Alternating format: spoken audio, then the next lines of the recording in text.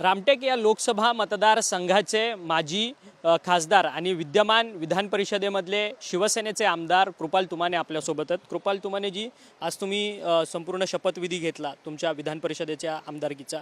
काय तुमच्या भावना आहेत? तुमची तिकीट कापली गेलेली होती, पक्षाकडनं तुम्हाला थांबायला सांगितलेलं होतं आणि आता थेट तुम्हाला शिंदेंनी वर्णी लावलेली आहे आमदारकी पदावर। ज्यावेळेला माझी तिकीट काही कारणास्तव कटली होती त्यावेळेला आदरणीय शिंदे साहेबांनी मला कमिटमेंट केलं होतं की येणारी पहिली विधान परिषद जे असेल ते तुम्हाला देईल आणि साहेबांनी आपला शब्द पाळला। कारण ते आपला शब्द पाळण्याकरताच या राज्यामध्ये प्रसिद्ध आहे। जे बोलतात, कमी बोलतात आमचे साहेब, पण तो जे बोलतात ते पूर्ण करण्याची त्यांची तयारी असते आणि ते करतात। त्यामुळे मी त्यांचा फार ऋणी आहे। त्यांनी माझ्यावर जो विश्वास दाखवला त्याबद्दल त्यांचे धन्यवाद। आदरणीय देवेंद्रजी फडणवीस साहेबांचं धन्यवाद, दादांचंही धन्यवाद आणि सर्व पक्षाच्या नेत्यांचा धन्यवाद। तुम्ही सर्व पक्षाचा धन्यवाद आणि मुख्यमंत्री एकनाथ शिंदेचे धन्यवाद मानताय, परंतु भावना गवळी यांनी तुमची तिकीट लोकसभेमध्ये कापली आणि तुम्हाला विधान परिषदेची संधी दिली। आज भावना गवळी यांनी शपथ घेताना जय एकनाथ हा उद्घोष जो आहे तो त्यांच्या प्रतिज्ञा घेताना त्यांनी सांगितलं। काय वाटतं, एकंदरीतच एकनाथ शिंदे यांनी तुम्हाला योग्य तो न्याय दिलेला?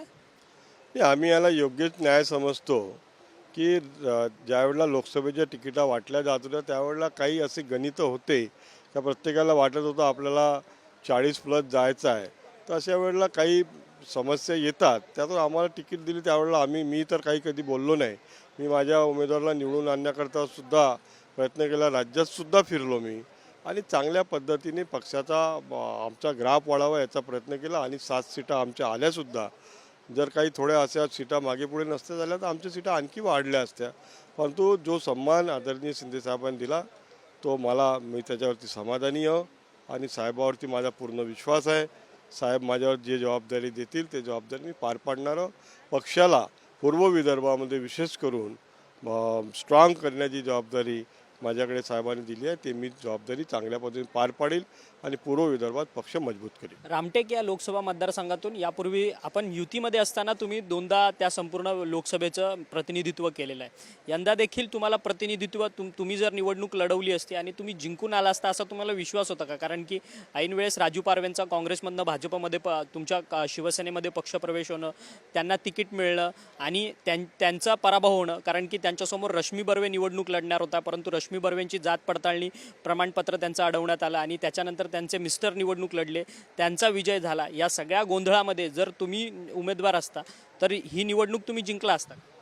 हे नक्कीच जिंकलो असतो, यामध्ये कुठेही शंका नाही आहे, परंतु पक्ष जो आदेश देतो त्या आदेशाचं पालन करायचं असते।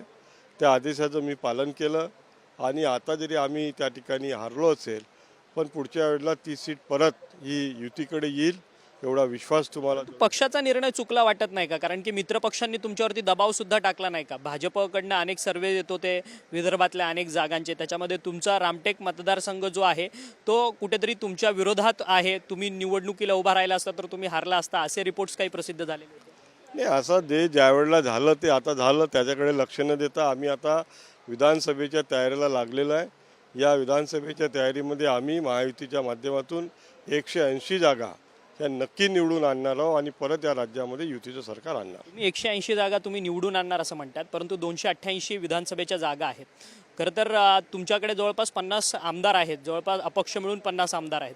त्यामुळे तुम्ही किती दावा करणार आहात पक्ष म्हणून? महायुतीमध्ये दावा कितीचा असणार? कारण की भाजप दावा करते की 150चा, आमचे 103 आमदार आहेत, 105 आमदार आहेत, आम्ही जवळपास 150 जागा लढणार। त्यावेळेस आम्हाला कुठेतरी ते 103 आणि 105चा कॅल्क्युलेशन आकडा येणार।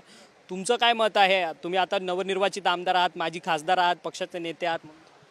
असं आहे की या संदर्भातला निर्णय हे आमचे नेते सन्माननीय शिंदेसाहेब, सन्माननीय देवेंद्रजी फडणवीस साहेब आणि अजितदादा हे तिघं मिळून घेणार आहे आणि जवळपास आमचा निर्णय झालेला आहे, ठरलेला आहे आणि सन्मानजनक तिन्ही पक्ष जागा लढणार आहे।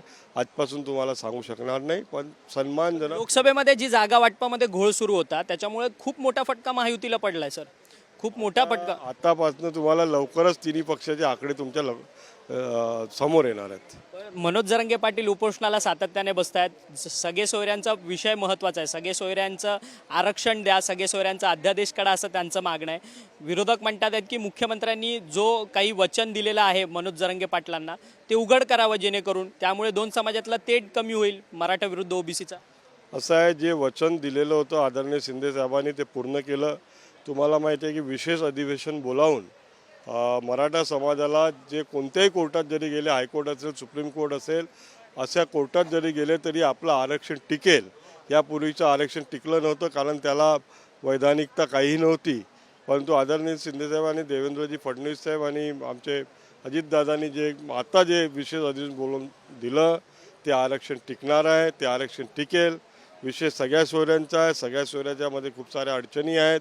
सगळे सोयरे कसे पकडायचे आता तुम्ही याचा अभ्यास केला असेल.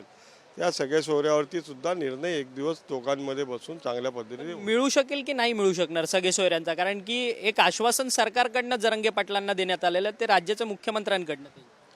असं आहे की मुख्यमंत्री साहेबांनी जे आश्वासन दिलं असेल, आमचे मुख्यमंत्री शब्द पाळणारे मुख्यमंत्री आहेत. खोटं कधी बोलत नाही. जे होऊ शकतं तेच सांगतात आणि त्यांनी जे काही आश्वासन त्यांना दिलं आहे ते आश्वासन पूर्ण होईल. धन्यवाद. तुम्ही आमच्याशी बातचीत केली होती. कृपाल तुमाने नवनिर्वाचित आमदार म्हणून त्यांनी विधान परिषदेचे आमदार म्हणून आज त्यांनी शपथविधी घेतला आहे शिवसेनेकडनं. लोकसभेमध्ये त्यांचं तिकीट कापलेलं गेलं होतं, परंतु आमच्या नेत्यांनी मुख्यमंत्री एकनाथ शिंदेंनी आमच्यावरती विश्वास दाखवत आमच्यावरती पुरेपूर न्याय देण्याचं आम्हाला काम केलेलं आहे असं मत जे आहे ते कृपाल तुमाने यांनी आपल्याशी बोलताना केले. विंजलिस्ट रोशनसह अक्षय मंगणी, TV9 मराठी, मुंबई.